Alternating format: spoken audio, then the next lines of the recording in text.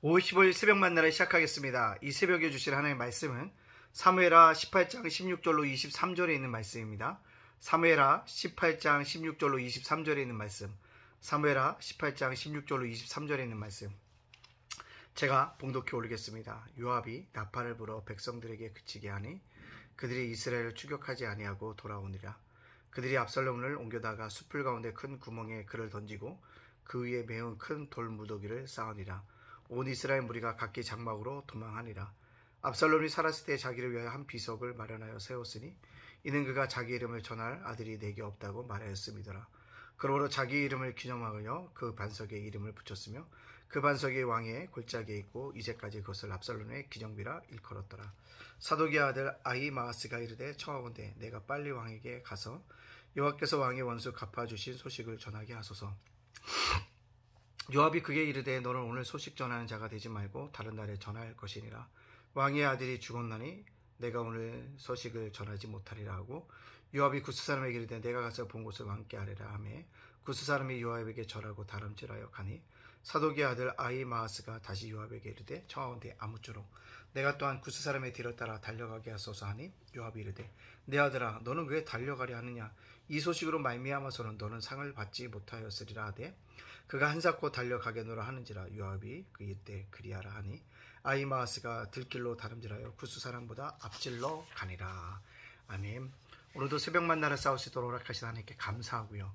또한 오늘도 하루 말씀으로 열어가는 저와 여러분들을 주님의 이름으로 축복합니다. 오늘 이번 한 주간에도 베푸실 하나님의 은혜를 기대하면서 믿음의 발짝을 옮길 수 있는 믿음의 사람들이 되어지기를 간절히 원합니다. 자, 여러분들 죽음을 묵상하고 계십니까? 아니 월요일 아침부터 왜 죽음일까? 라고 생각이 들어질 것입니다. 근데 요즘에 어떤 분에게 갑작스러운 소식을 듣게 됐습니다. 건강했던 분인데요.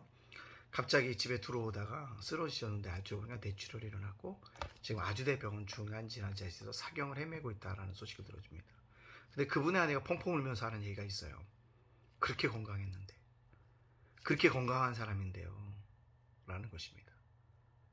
여러분 건강하다 할지라도 하나님이 때가 돼서 가시면 굴러가면 뭐합니까? 굴러갈 수밖에 없는 것이 우리의 인생이라는 사실들을 우리가 보게 되어집니다. 따라서 우리가 꼭 기억할 것은 우리의 죽음을 지금부터 뭐하면 준비하지 않으면 안 되겠다라는 생각이 들어집니다. 여러분 죽음을 어떻게 준비하고 계신가요? 오늘 한 사람의 죽음을 소개하고 있습니다. 바로 다윗의 아들 압살롬의 죽음이었습니다. 압살롬은 참 인생이 파란만장하지 않았습니까? 그렇죠. 암논을 죽이고 이웃나라에 도망도 갔다가 왕의 부르심을 받고 왔지만 다윗과의 관계 속에서 아버지의 자리를 빼앗게 되어집니다. 또한 다윗이 왕궁을 지키러 남겨둔 아버지의 후궁들과 대주대낮의 관계를 맺게 되어집니다. 또 아버지와의 전쟁을 하고 있다라는 것입니다. 근데 오늘 보니까요 처참하게 죽음을 당합니다. 숲을 사이 큰 구덩이에 던져지고 큰 돌무더기가 쌓여지는 것들을 보게 되어집니다. 결국 하나님이 그를 보호하셨다는 거예요. 징계하셨다는 사실들을 우리가 볼 수가 있습니다. 근데 압살롬에게는 약점이 있었는데 아들이 없었다는 게 약점이죠. 그래서 후손에 자기의 이름을 남기기 위해서 기념비를 세웠다라는 것입니다. 여러분 자기의 기념비를 세웠지만 그것이 결국 뭐가 됐을까요? 아버지 다윗에게 대해 도전해서 하나님께 벌받은 기념비로 전락해버리고 말았다라는 것입니다. 결국 그의 죽음을 바라볼 때 우리가 꼭 깨달아야 될 것이 있다면 무엇일까요? 화려한 삶인 것처럼 보이지만 결국 비참한 죽음이었다는 것입니다. 화려한 삶을 뒤돌아보지 말고요. 비참한 죽음이라고 한다면 그의 끝이 안타까울 수밖에 없다는 사실입니다. 압살롬은 누굽니까? 성경은 잘생겼다고 얘기하고 참 많은 큰 키를 가졌다고 얘기합니다. 그런 화려한 외모를 가졌고 또한 실력도 탁월했던 것 같고 백성들에게 재판할 때도 탁월하게 판단했던 사람인 것 같습니다. 근데 결국 하나님 보시기에 아니었다는 것입니다. 결국 다윗의 도전함으로 말미암아 왕권으로부터 점점 멀어지고 비참한 최후를 맞이하게 되어졌다는 사실들을 우리가 보게 되어집니다. 결국 하나님께 벌받았다라는 상징이 되어지고 말았다는 사실입니다. 자, 그렇다면 저 여러분 오늘 압살롬의 죽음을 보면서 여러분들 어떻게 죽음을 준비하고 계십니까? 우리의 죽음을 한번 뒤돌아봐야겠다는 것입니다. 여러분 우리가 왜 죽습니까? 그렇습니다. 우리가 죄를 지었기 때문에 온다는 거죠. 아담과 하와로부터 물려받은 원죄가 있고요. 또 이 땅에서 우리가 알게 모르게 지은 자범죄가 있습니다. 성경에서 말하는 죄는 미안하지만요, 다 어떻게 보면 마음과 관련된 죄예요. 그것 때문에 우리가 뭐한다? 심판대에 설 수밖에 없었다는 얘기를 얘기하고 결국 죽을 수밖에 없었다는 것을 이야기합니다. 우리가 죽음을 앞두고 이 땅 저 땅에 오늘 압살롬이 세웠던 기념비를 세우는 것이 아니라 하나님 마음에 스티그마를 남겨놔야 한다는 것입니다. 하나님의 흔적, 예수님의 흔적을 우리가 뭐합니까? 이 땅 속에 남겨주고 떠나가야 한다는 사실을 우리는 기억해야 합니다. 현대 선교의 아버지였던 월리엄 캐리, 중국 선교의 길을 였던 허스턴 테일러, 우리나라의 복음을 증거하겠던 토마스 선교사, 그들에게는요 삶 속에서 남겼던 게 뭐냐면 복음의 스티그마를 남겼습니다. 기념비적인 일들을 감당했다. 그러면서 우리가 죽음을 준비한다는 것은요, 어떤 보이는 것들에 대해서 준비하는 인생이 아니라 주님을 위한 삶을 내가 무엇을 살았는지를 남겨두고 가야겠다는 것입니다. 세상 사람은 알지 못한다 할지라도 하나님이 알아줄 만한 주님을 위한 삶, 그것을 남겨주고 살아가는 것, 그게 죽음을 위한 준비가 아니겠습니까? 두 번째요, 어떻게 죽느냐는 거죠. 주님의 일을 하다 죽어야 합니다.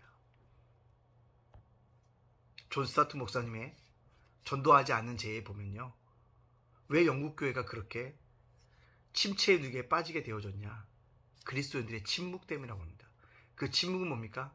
전하지 않은 것이기 때문에 그렇습니다. 저와 여러분이 이 땅 속에 살아가면서 계속적으로 해야 될 일이 있다면 복음을 증거하는 일인 거예요. 복음을 증거하지 않으면 우리가 뭐 했습니까? 살아갈 수가 없다는 것입니다. 사랑하는 성도 여러분들, 죽음에 대한 문제를 우리가 꼭 기억하고 살아가야 한다는 것입니다.